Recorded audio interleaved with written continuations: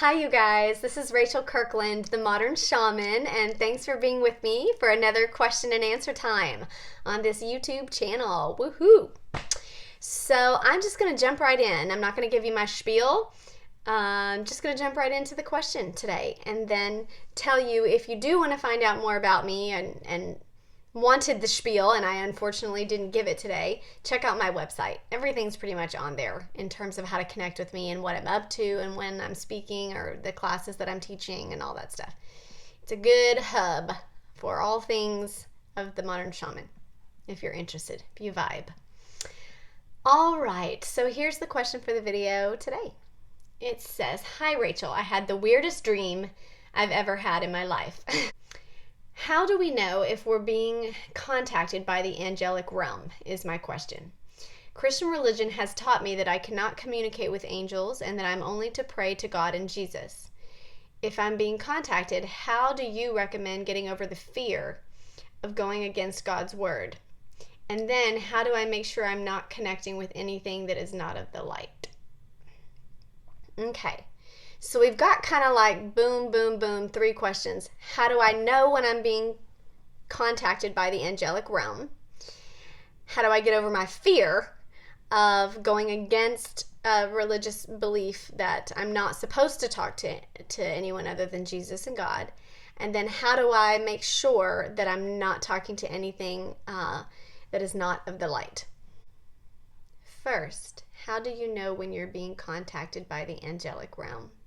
This is paramount and is like psychic development foundational stuff that needs to kind of get taken care of. Get a sense of basics of navigating the non-physical realm and how to interact and how to have a sense of safety to what you're doing, okay? That's kind of question 3, like how do I make sure I'm not connecting with anything that is not of the light? Psychic boundaries.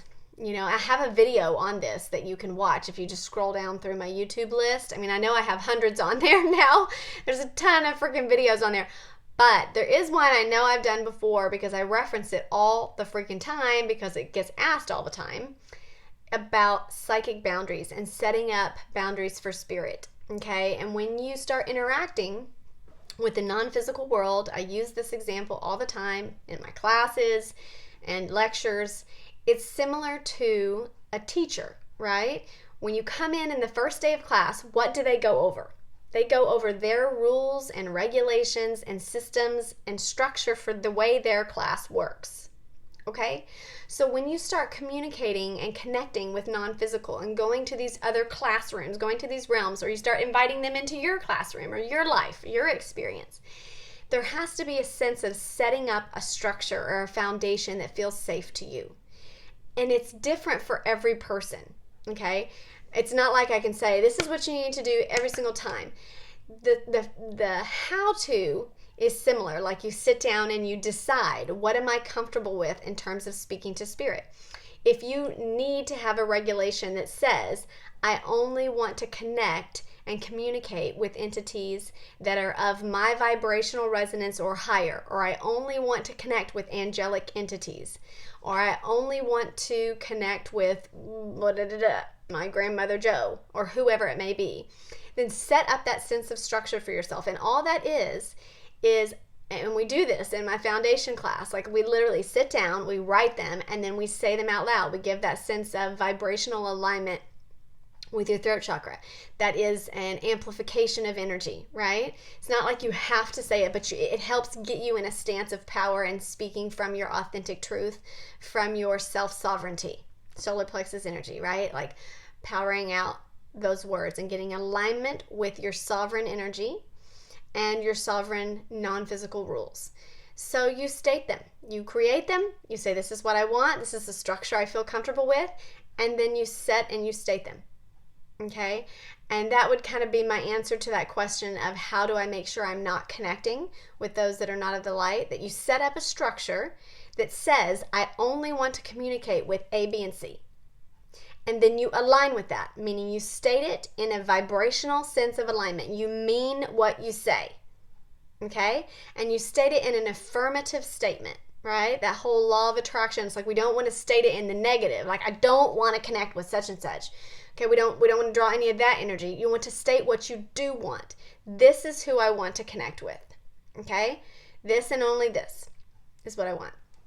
Okay, the next question in terms of how do we know who they are, like angelic versus galactic versus my grandma Joe versus like some other entity or something, you just have to vibrationally practice and get used to recognizing who it is.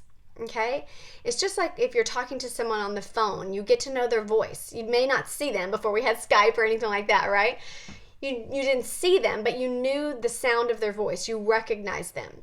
So when you start to connect with non-physical, it just takes practice. Again, this psychic 101 type of stuff that we work on I would just suggest that you sit down with a piece of paper and with a time, if this is important to you, to be able to identify various energies that you connect with. Okay, so if you've set up those guidelines, first and foremost, I just want to connect with beings that are of high vibrational light or in alignment with me or higher, whatever your guideline is.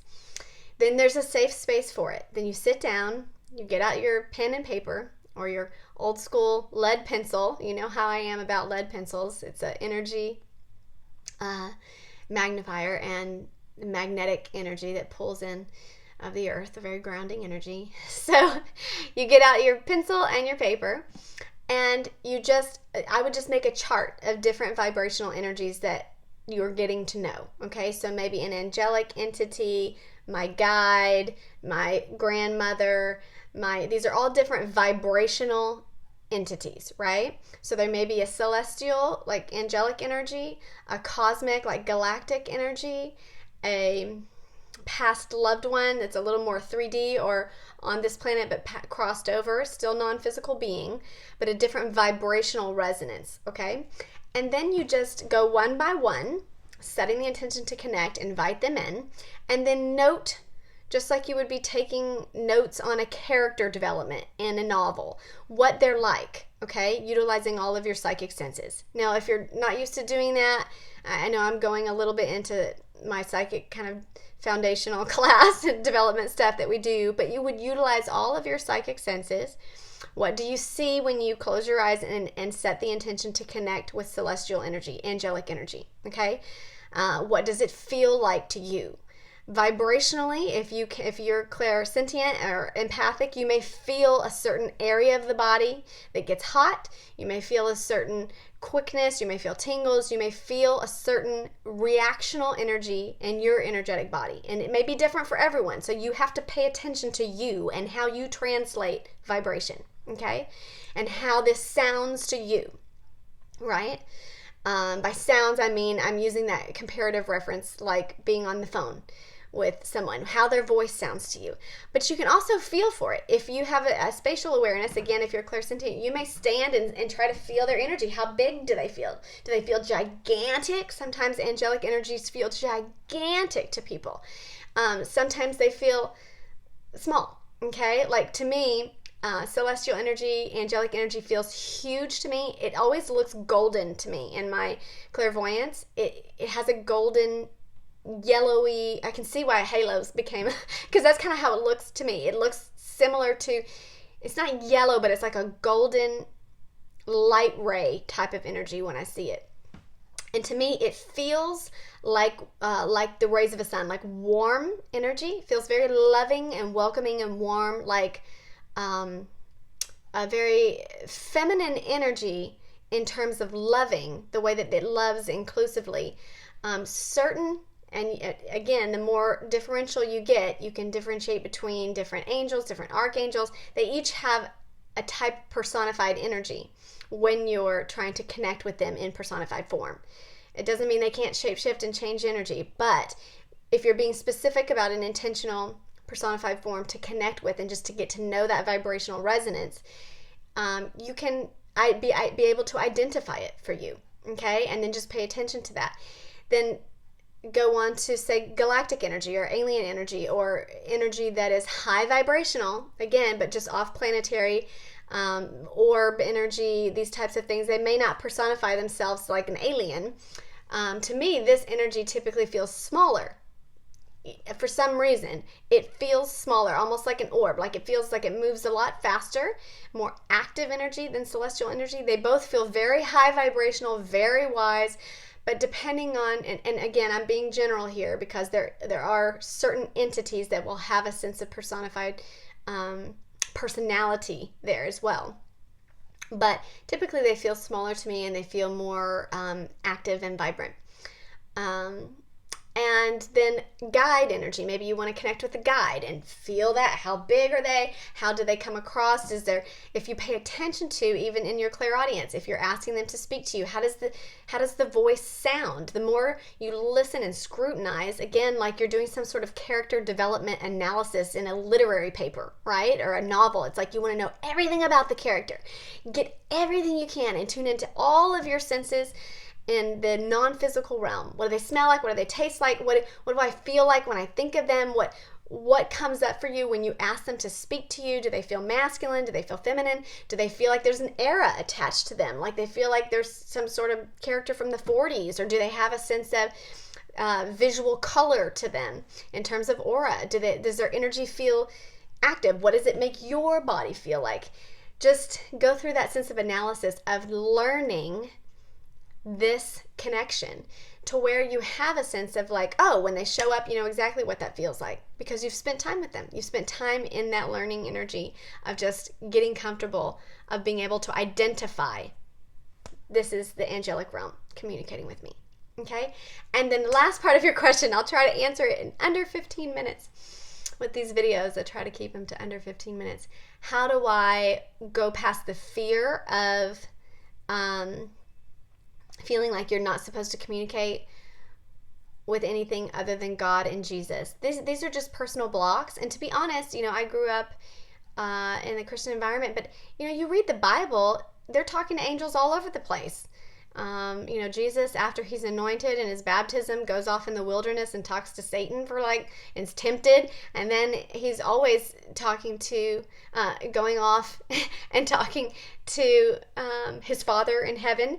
And then there's angels that show up to the shepherds, that show up to Mary, that talk, that show up to Joseph in a dream and tell him to leave and flee to Egypt. There's angels that show up, you know, in the tomb when Jesus is gone. There's angels all over the place talking to people. And there's no judgment there. They're talking to people. So I think some of that is cultural and an interpretation that certain churches or certain kind of structures have put around the way they interpret the Bible. And I would just literally set that intention to clear out anything that is no longer serving you and to get really, really clear with God or Jesus in your heart of like asking and centering in a sense of love of like, what is for my highest space of love? Like, am I being judged? When you connect in that way, you'll feel it. There is no sense of judgment there. There is only a sense of unifying and wanting to connect with you and wanting to talk to you and wanting to share. There is no sense of judgment there. That is a structure on the 3D that creates that sense of judgment, okay? And so just set that intention to release it, to clear it, and then get to know that energy of Jesus and God and ask like for a sense of peace, because there is no judgment from them. And if you know and connect with them, there's only love there, and you'll feel it, and you'll have a sense of peace personally from your own experience. It has to be personally translated. It can't come from just me or someone else, right? It has to be personally connected and translated for you in terms of peace and love and knowing that you're not judged for your connection. It's all over. I mean, that's how Jesus talked to God 24/7. He said, you know, when you're speaking to me, you're speaking to the Father. He was channeling. You know what I mean? Like, it doesn't matter what you call it. We're all going to call it different things throughout history. It's all a state of peace and a state of love and a state of being very pure in your intention. You know your heart, and Spirit and God knows your heart. So get pure and clear there, and there's a sense of peace in that. No one else needs to be the judge. Just you and Spirit. I love you. Mwah. Blessings to you guys.